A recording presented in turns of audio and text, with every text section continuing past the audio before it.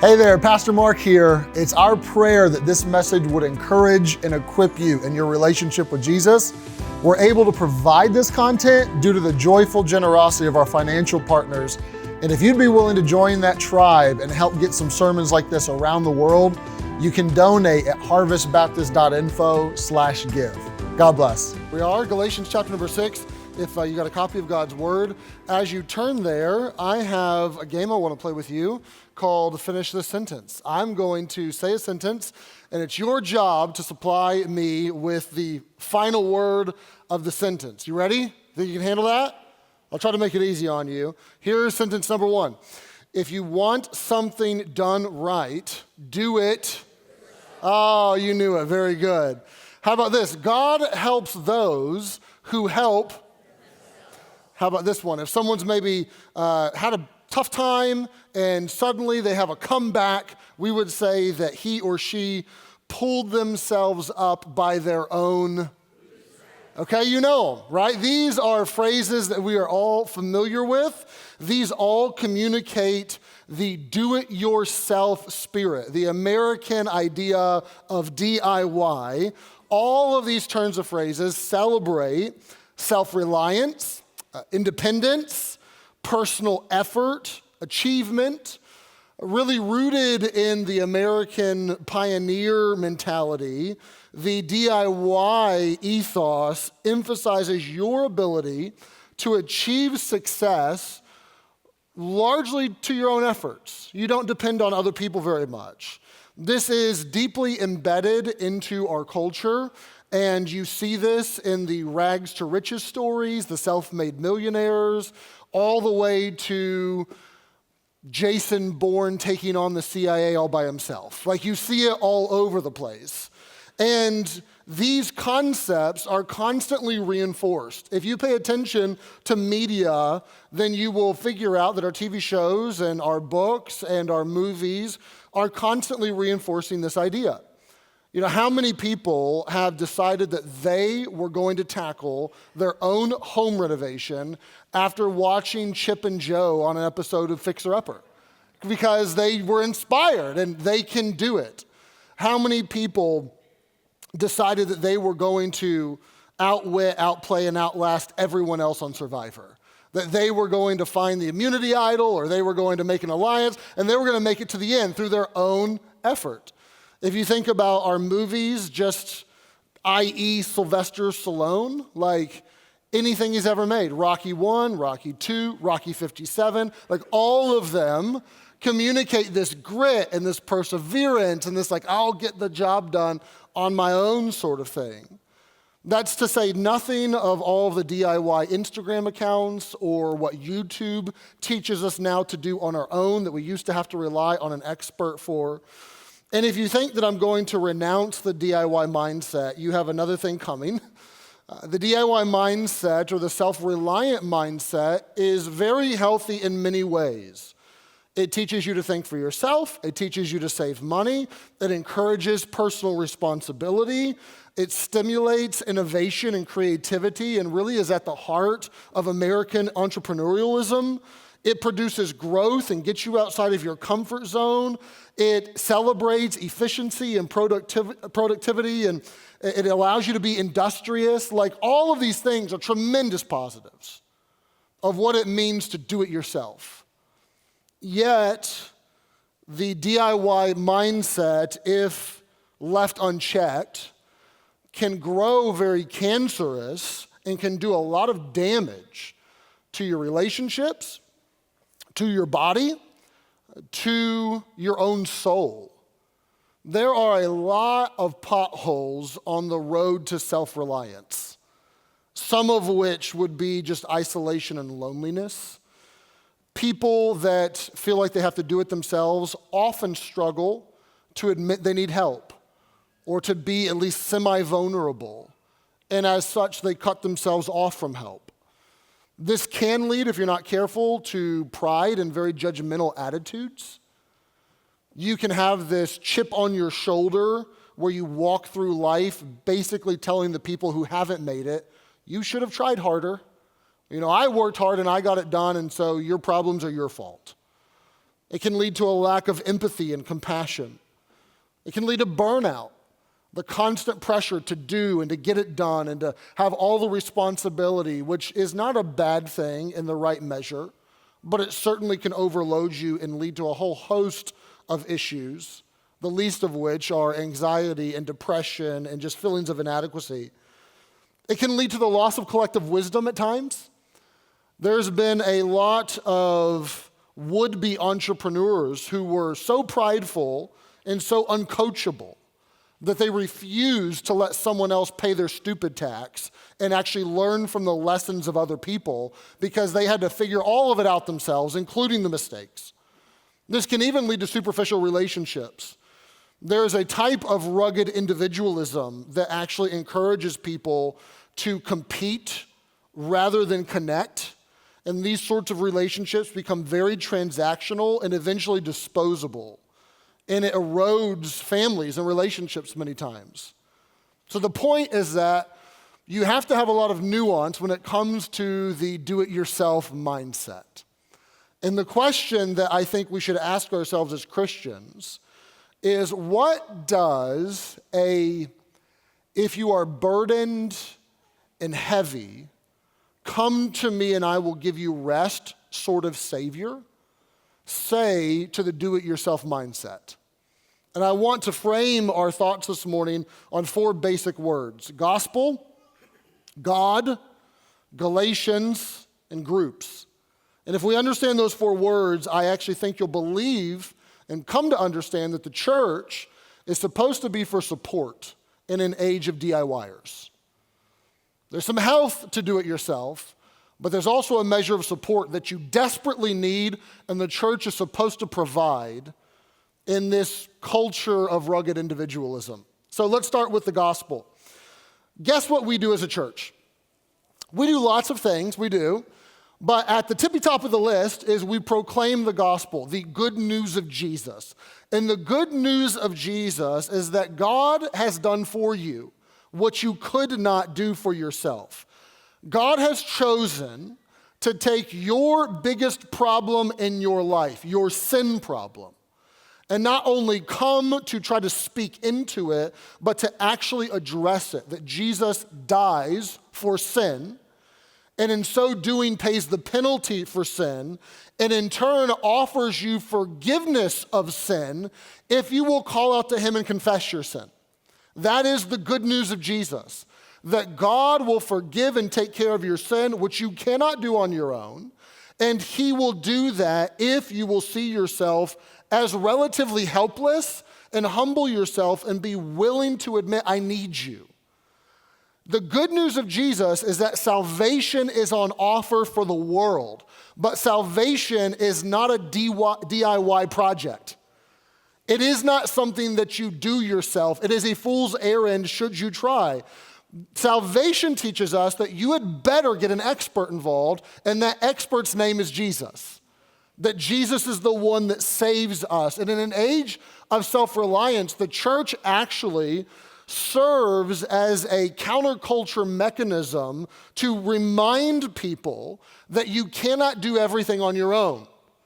You need Jesus for redemption. You need Jesus for salvation. The church is also here to remind people that you dare not rely on others for everything, including pastors or priests. Do not rely on me to absolve you from your sin. I cannot do it. Do not rely on me to forgive you of your sin. I cannot do it. Do not rely on me to commit your soul to God. I will do a memorial service this afternoon at 1 p.m., and we will do many things, but I will not commend anyone's soul to God. Their soul was never in my care in the first place. Jesus forgives sins. Jesus saves us.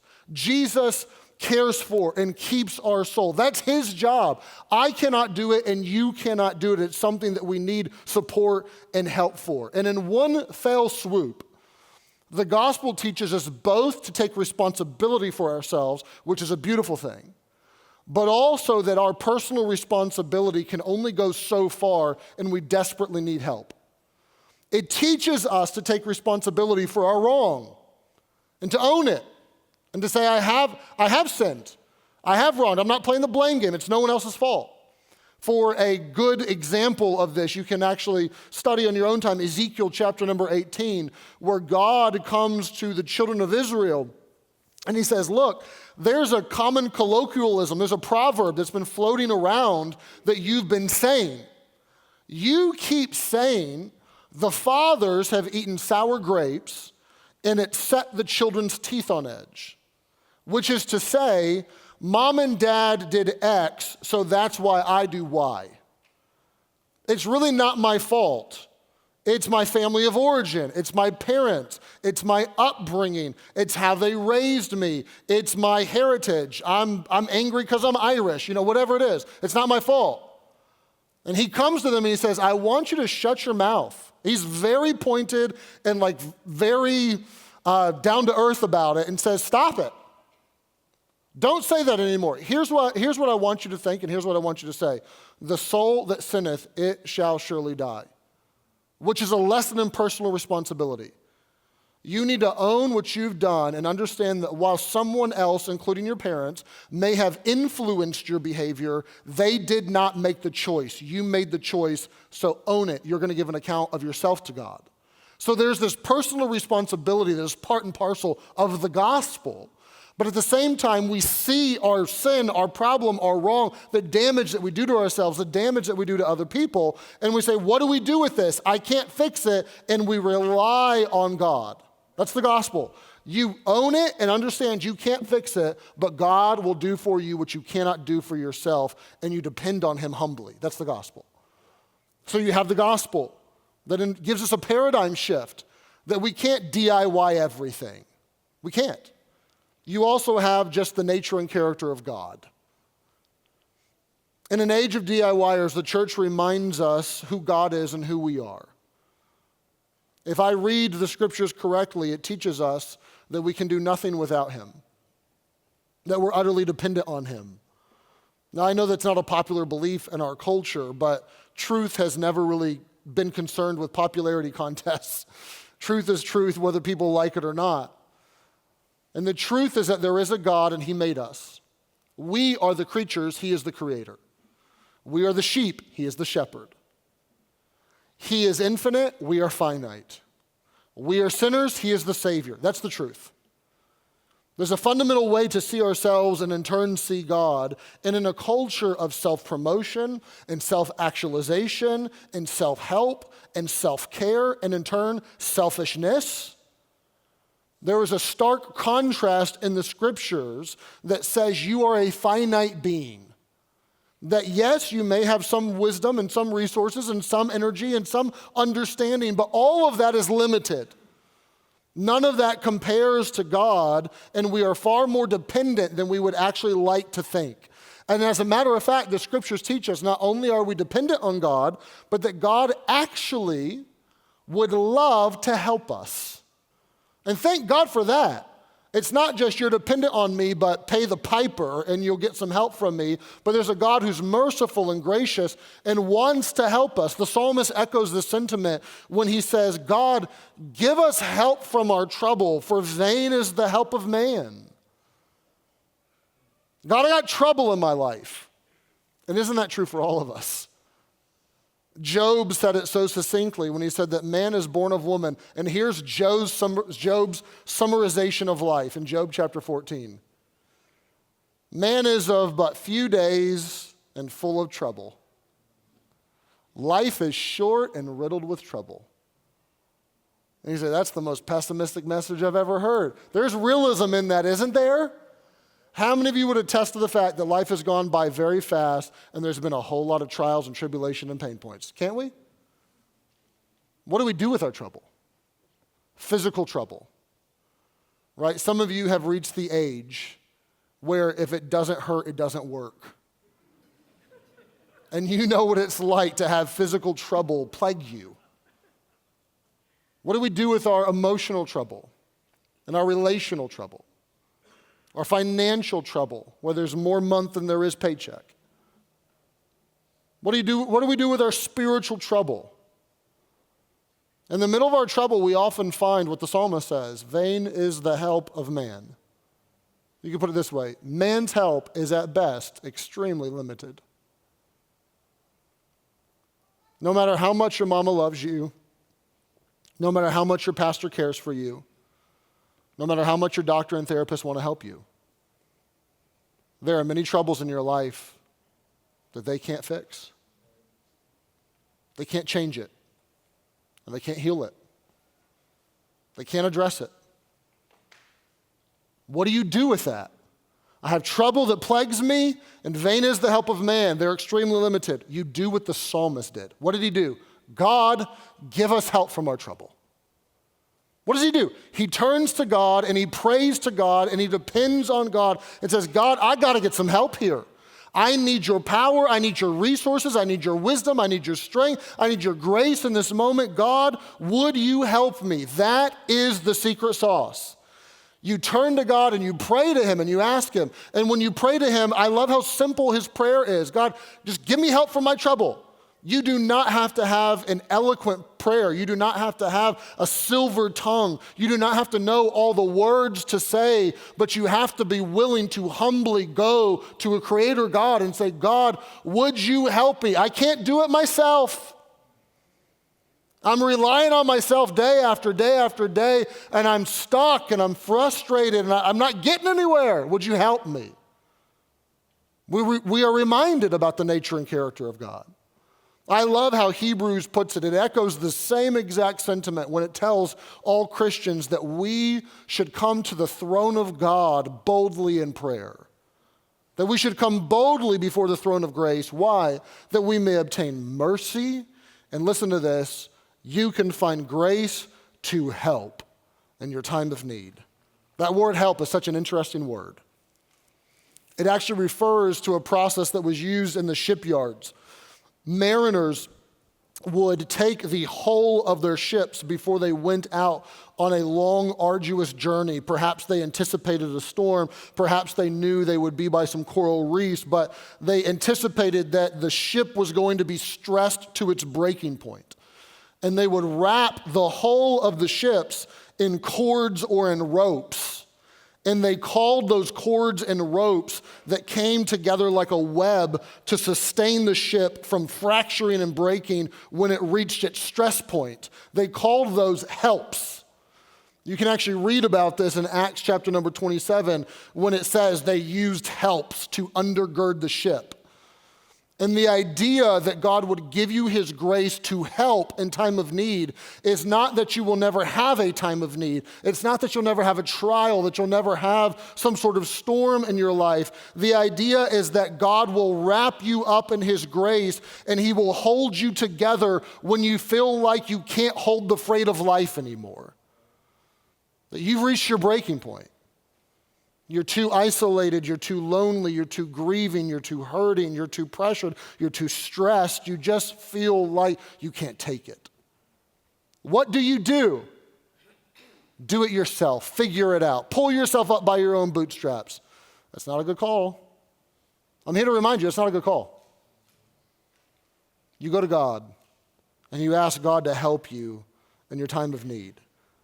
So part of why the church exists is to offer a paradigm shift in a culture that says you must do everything yourself. And I am not advocating that you do nothing for yourself. Don't mishear me. But in a culture that says you've got to figure it all out, it's all on you, the church says no. There's so much that you can't do. You need support from an almighty God. But the church is also here to not just offer a paradigm shift, but to offer some practical ways by which we can live this out. This is where we find ourselves in Galatians. If you were already there, Galatians chapter number 6.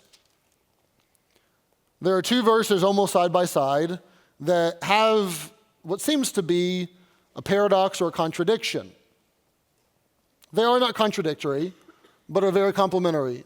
And it says in Galatians 6, verse number 2, bear one another's burdens. And in so doing, what will happen is you'll fulfill the law of Christ. You looking for a rule that Jesus gives? You looking for a law that he's laid down for his people? Well, Jesus says, bear each other's burdens. What more could be Christ-like than that? Jesus got up under our biggest burden, our sin burden, and said, let me handle it for you. Bear one another's burdens. But then in verse number 5, it says, every man shall bear his own burden. And you're left thinking, am I supposed to bear my own burden or am I supposed to get help from my burdens? Which is it? And the answer is both. The Bible does not teach rugged individualism, nor does it teach codependency. We have the same English word for burden in both verses, but the Greek words are actually different words. Verse 2, bear each other's burdens, is a burden that is too big for you to handle on your own. It's a sizable burden that'll crush you. Verse 5 is a smaller burden that should be handled on your own.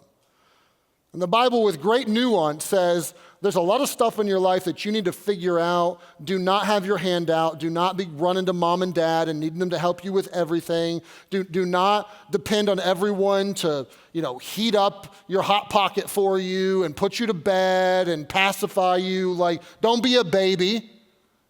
Grow up, own it, take responsibility. It says that. There's a measure of independence we're supposed to have. But then it also says there's moments in life where that ain't going to get the job done. You're going to need some help. And you should be willing not only to ask for help, but you should be willing to step up under somebody else's burden and do your best to help them. I was reminded of Booker T. Washington's autobiography, Up from Slavery. You can get it for $1 on Amazon. It's a short read. It's only 150 pages. Booker T tells the story of what it was like to grow up on a plantation where they were slaves. And one of his biggest frustrations, much to my surprise when I read it, was the shirts that they had to wear. They were not permitted to wear shirts that were made of cotton or were soft, but they had shirts that were made of flax. Very inexpensive, but very rough, very coarse. And Booker T, as a young boy, had these abrasive shirts on his tender, sensitive skin, and it caused him a lot of pain and a lot of discomfort as they worked and sweat and went through daily life. Booker T's older brother, so moved by his suffering, decided that he would bear his burden. And when they got a new shirt, he would take the shirt and he would wear it for a number of weeks to break it in and to wear it down and to smooth it out. And then he would give it to Booker T so that he could wear it and not be as bothered. And Booker said it was one of the most striking acts of kindness that he had ever experienced, that somebody wore a shirt for him. There's 1,000 ways to bear somebody's burden. There's ways to encourage them and to help them through their emotional burdens. There are ways to financially be open-handed and generous and help them through their trial and their tough time. There are ways to pray for them. There are ways to wear their shirt, so to speak. There's 1,000 of them if you pick your head up and open your eyes. But there is this admonition that we would be willing to receive and willing to give help to each other as the Christian community. That we would not think, figure it out yourself, suck it up, stop sniveling, what's your problem? Why do you need help? That's not our heart. That's not our heart as people of Jesus. Our heart is that we need so much help from God, and if God has given me help, then in some small way, I want to offer help to somebody else. And I want to be a blessing to them. So Galatians teaches us, in an age of do-it-yourself, that we need to give support. Then lastly is the word groups. I am amazed by this small passage in 2 Corinthians, which I'll let you study on your own time. It's chapter 7, where the Apostle Paul, who by all accounts people think is like super Christian, he has this moment where he says, when we came to Macedonia, we were tired, we were troubled, we were scared, like we were messed up. We were down in the dumps and we were on the struggle bus. And God came and God helped us. And he comforted us. And he blessed us. But here's what he says.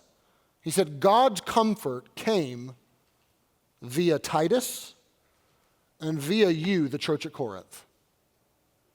He says, God helped me, but the The help that he provided was through the conduit of other Christian relationships. That there was a man named Titus and there was a church at Corinth that your words and your thoughts and your practical effort, it made a difference in our life and it supported us and it sustained us. And while we ultimately give the glory and the credit to God, we understand he used you to do it. And he speaks to what the Christian community is supposed to be. It is supposed to be a place where you do find help in those tough times. I put the word groups on here because we just actually talked through a moment ago, Next Step Sunday, and that we have a new trimester coming up, and we have a whole set of groups and group leaders and times and locations and options. And those groups are designed to provide a lot of things. They are. They're multifaceted. They're designed to provide you community. They're designed to get you deeper into God's word. They're designed to give you some shared activity with people. But one of the primary emphasis of groups is that they're there to provide some support. They're there for you if you are going through a hard time, to have a small tribe of people that'll help you through that hard time. And they're there, perhaps you're not going through a hard time, but there's someone else that's in that group with you that you now have an outlet to help them and to get under their burden. It's kind of a two-way street. It's a mutual exchange, where both you're giving help and you're receiving help, and it is a practical mechanism whereby we seek to live out this concept. Groups, it's not a biblical mandate. It's just something pragmatically that we have designed to try to flesh this out so that people would have a space to know what's going on in their life and to try to connect the dots and try to help, right? Because there are times where your cupboard is full and you can share with somebody else. Or your pocketbook is full and you can give generously to somebody else. Or life is relatively easy for you and you can bless them. And there's a deep understanding, I think, on our part as a church that there are limitations to what we're doing right now. There is a profound and powerful experience that is the Sunday morning worship service where we sing together and we worship together and we greet each other on the whole, and you see all your brothers and sisters in Jesus, or at least a portion of them, and you hear the preaching of God's word. That's so needful. But there's a lid on what this can do. If you're expecting this to develop deep relationship where people just really get under each other's loads automatically and they intuit your needs and they know what you're going through, it's probably not going to happen in this room. I hate to break it to you. You'll get a handshake, you'll get a smile, you'll get an encouraging word. Someone may, even if they know you're going through a hard time, put a $100 bill in their hand and shake your hand and pass it off to you. That may happen. But there's a lid to how much support you can get just from this. And those groups are supposed to be where you can get a deeper level of support. Now, I know that there's a lot of fears associated with groups. If our data is accurate, and it normally is pretty accurate, we're pretty good at data here behind the scenes of the church, there's roughly 60% of you that are involved in groups very regularly. And our groups happen, all over the place. They happen on Sunday mornings, they happen on Monday evenings, they happen on Saturday mornings, they happen on Wednesdays. There's a lot of them that happen kind of all over the place to kind of give you different options, things that work for your schedule. But roughly 60% of you are in. That means there's roughly 40% of you that are not. I am not oblivious to the reality that there's going to be, at the end of today, still a large chunk of you that will not be involved in a group. I don't expect 100% of you to be involved tomorrow. That's probably not going to happen. But to be honest, I would love it today, first and foremost, if someone put their faith in Jesus. But secondary to that, if there was another 10% of you that aren't in a group that said, I'm at least going to go try it. But I understand there's a lot of fears associated with that. I just had the experience as a dad and a husband and just an individual to be in some new groups. Unless you're brand new, most of you would know that my family was away for an extended period of time over the winter. And I would be remiss if I did not say in a sermon on support in an age of DIYers, how grateful we are for your support. You all have been emotionally, prayerfully, spiritually, financially, practically, like next level. You all have been awesome, literally awesome, at supporting our family and loving us through a period of time over the last 14 or 15 months that we've needed more support than ever before and more than we ever thought we would need, truthfully. If you're brand new and you're like, what are you talking about? Ask somebody next to you. They'll tell you. I don't have the time for it right now. But thank you, sincerely. But what that meant was this last winter, we were going to church, like other churches. My wife and kids, while I was here for the weekends, they were going into a church for the first time, right? That's a little bit of an unnerving experience. If you're here for the first time today, hats off to you. We just experienced what it was like to walk through the doors. Who are these people? Are they going to be friendly? Are they going to be crazy? Are they going to make me stand up? Are they, what's going to happen? It can be alarming in many ways to do that. We also experienced in the middle of the week getting involved in these other churches, like small groups. And I was shocked. I was so taken back because it's been so long for me since I have gone into a small group that I wasn't leading. So I'm going into this church, like I'm a pastor, I've been in church my whole life, I'm relatively extroverted, like I can handle it, I'm not that nervous around people. But I'm going into this new small group with people that I don't know, and where is it at? What's the room? Who's going to lead it? What are they going to make me read? What are they going to make me pray? What are they going to make me do? And I'm experiencing all of these emotions and all of these fears and all of the daunting nature of what it is to do that for the first time. And I was so thankful for it because it reminded me of what some of you all have to face that I forget sometimes, that it's your first time here. And I want to do my best to tell you, we will make it as smooth and loving as possible, I promise you. No one is going to make you read out loud if you don't want to read out loud. No one's going to make you pray out loud if you don't want to pray out loud. No one's going to ask you a deep theological question that you don't know the answer to, and then you look like a dummy in front of the whole group. We're not going to do that to you, okay? There are people that will love you and will welcome you, and I would be shocked. I'd be floored if you went to group and 15 people in group sat in a corner and ignored you, and you just felt like an awkward, social construct in that context. I don't think that'll happen. I think you'll find people that are warm and friendly. You may find them to be a bit weird. It's possible, and you can try a different group. That's fine. Right? I get the fear of, what if I go once or twice and then I don't really like it that much? Are they all going to be mad at me and think that I hate them? And I don't know, I don't want to say no to the third date. That's just awkward. I'd rather just not do it in the first place, right?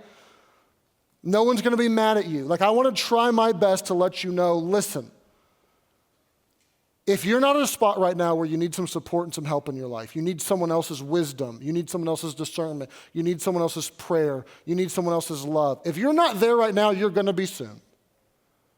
And don't ignore the pathway that's been created for you to go experience that. You need it, probably more profoundly than you realize.